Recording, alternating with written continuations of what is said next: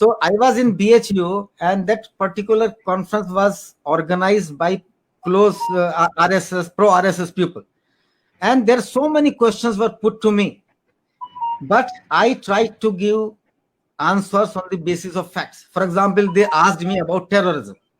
Then I told them, I gave them the figures. I told them that I keep figures in my pocket. I just do not talk in the air.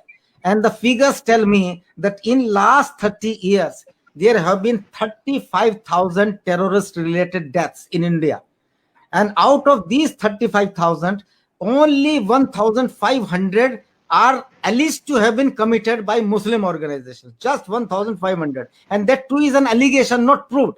Rest 33,500 have been done by those who in the census are known as Hindus. Whether they are Naxalites, whether they are Ulfas, whether they are Bodos, whether they are, and at the level of the world also, in Tamil, in Sri Lanka, the Tamil terrorism that killed 2 lakh people.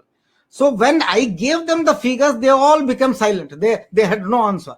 So if we bring out the facts, we give the figures, and we present the statistics in a good but aggressive intellectual way. Intellectual dialogue is must. Intellectual aggression is must. We should not believe in violence, but we should believe in intellectual aggression, which is must to counter the forces who are working against us. Sir, 2 last question, and again I will request you to come after some time. I think it has been very enriching discussion. First is about I have also got so many questions from my friend from different hues, you could say, and they have said that you talk about Ram temple issue and how the Prime Minister visit has violated it, but you are silent about the renovation and restoration of a mosque in Turkey. And I think you are aware of the fact that All India Muslim Personal Law Board also posted a tweet in which it says that the way that Sufia mosque has been restored, similarly, God willing, that place will be restored. So that issue has been given a new turn by Hindutva forces, as if that the Muslim Personal Law Board is threatening the majority community.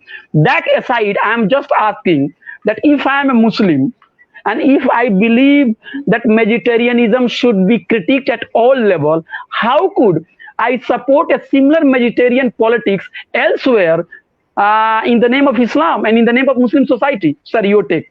No, I have not supported that issue. I have not supported that Turkey stand on this thing, because I believe that justice is for everybody. If that mosque was previously a church, so I believe that at least what Erdogan should have done is that to take Christians into confidence and to find some solution which is acceptable to both.